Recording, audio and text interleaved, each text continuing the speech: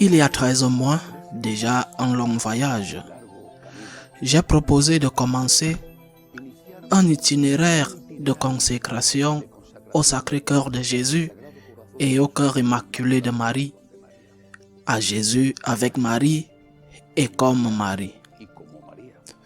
Un itinéraire de consécration qui nous conduirait en 14 étapes. Celle-ci est déjà la 14e.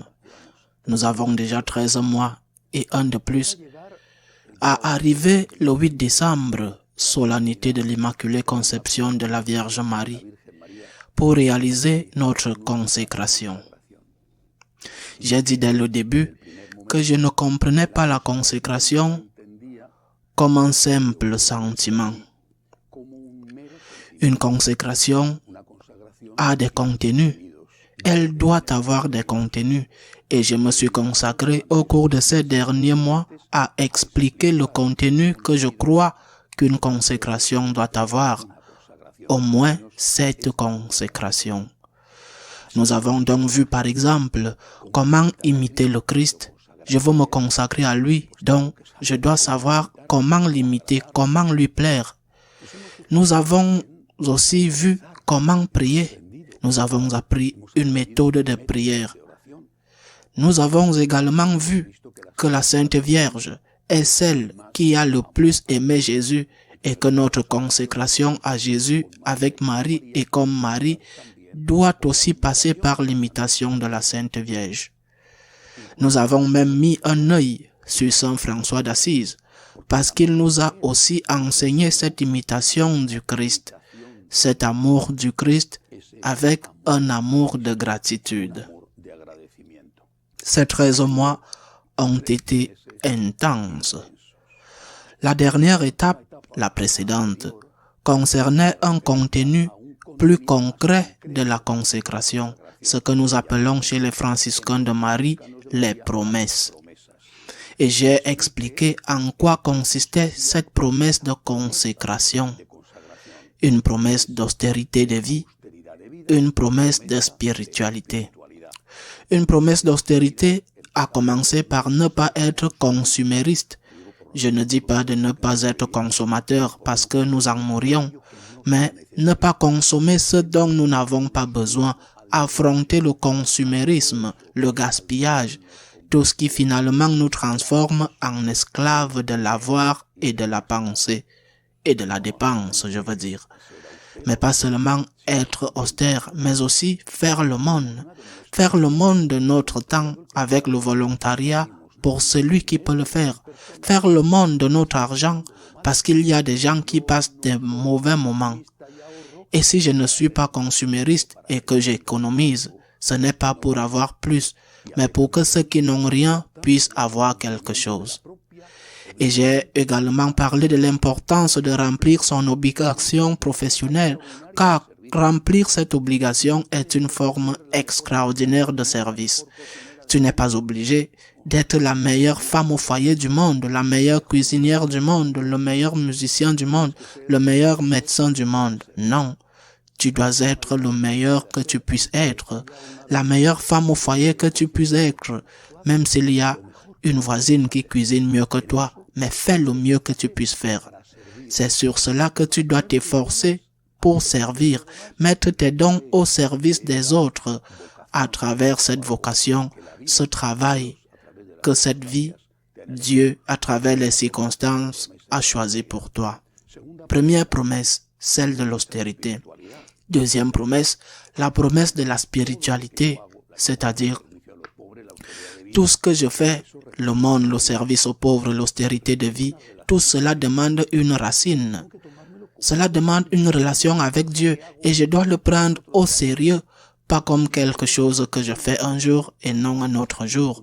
J'ai envie aujourd'hui et demain je n'en ai pas envie, mais comme quelque chose que je me suis engagé à faire, même si, naturellement, comme l'enseigne toujours l'Église, ce qui ne peut pas être fait, ne peut pas être fait, et Dieu ne nous le reproche pas. Je dois aller à la messe le dimanche, mais je suis malade. Je ne peux pas aller à la messe et nous ne commettons aucun péché. Mais je dois avoir un but, un objectif, une résolution. Et dans cette promesse de spiritualité, il y a par exemple la prière quotidienne. Qui peut t'en empêcher? Qui peut t'empêcher de faire au moins 15 minutes de prière chaque jour? Entre aussi la messe quotidienne. Bon, les horaires de messe sont très compliqués, c'est vrai. Parfois, les laïcs ne peuvent pas aller à la messe quotidienne, mais ils peuvent la regarder à la télévision, par exemple. Certains ne peuvent même pas la regarder à la télévision parce qu'ils n'ont pas d'Internet. Alors, naturellement, ils sont exemptés de l'accomplissement de cette partie de la promesse. Un autre aspect de cette promesse de spiritualité est la prière quotidienne du chapelet. Qui peut t'en empêcher? Lorsque tu es en voiture, ou à l'église, ou dans un coin de ta maison, ou en train de te promener, rejoins le Seigneur par la prière et la Vierge par le chapelet. Et le dernier aspect de cette promesse, comme je l'ai dit le mois dernier, est la confession. Aujourd'hui, il est très difficile de trouver des confesseurs, très difficile, mais il faut essayer.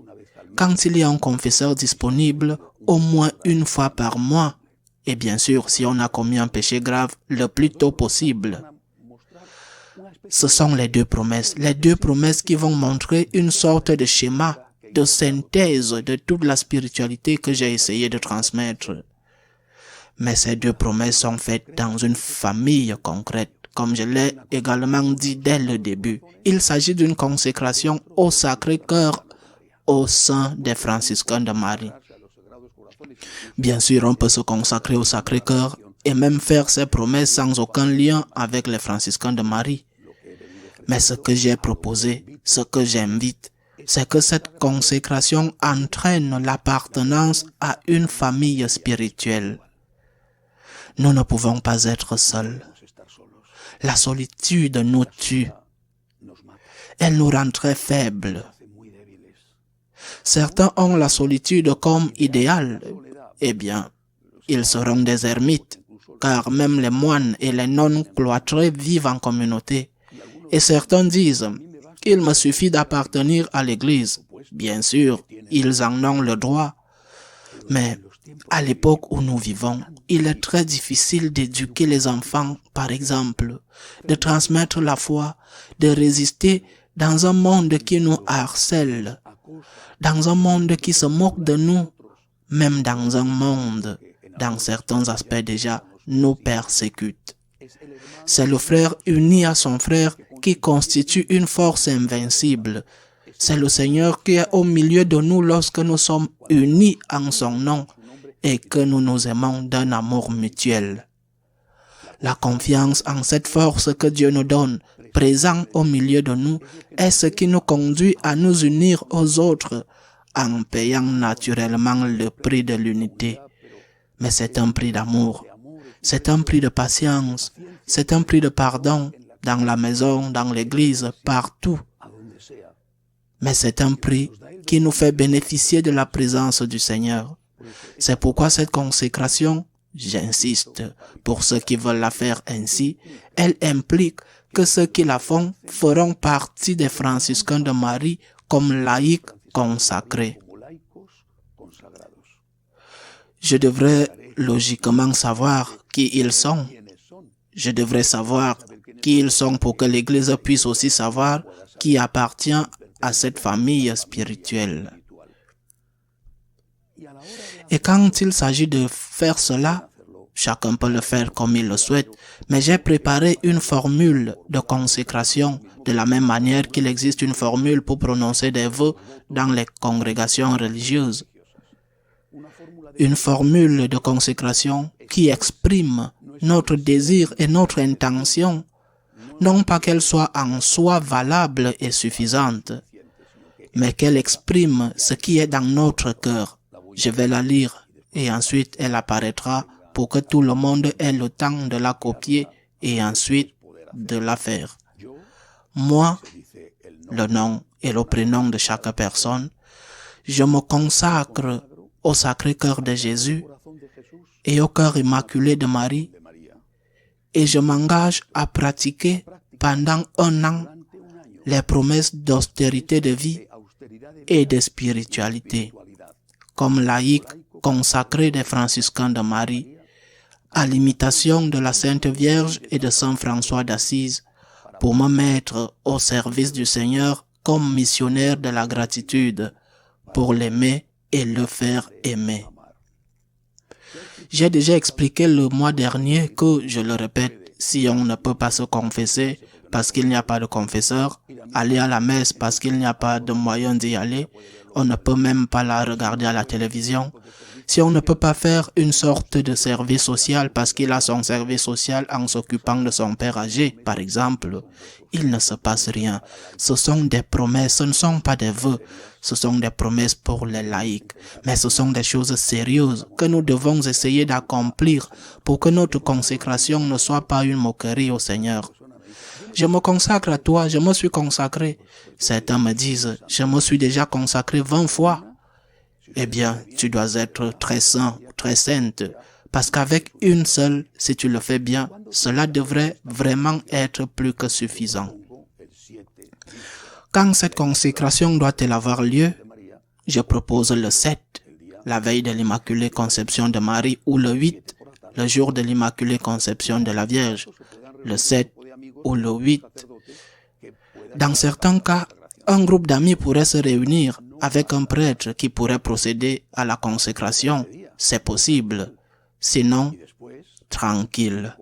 Tu vas à la messe ce jour-là, comme c'est naturel, et ensuite, quand tu reçois la communion, à ta place, tranquillement dans un moment de prière silencieuse, et si le prêtre est pressé et qu'il n'y a pas de temps pour cela, alors, à la fin de la messe, tu restes assis là avec le Christ en toi, que tu viens de communier. Tu lui dis, moi, je répète la formule, je me consacre au Sacré-Cœur de Jésus, au cœur immaculé de Marie, c'est-à-dire que l'on peut faire la consécration de manière publique devant un prêtre.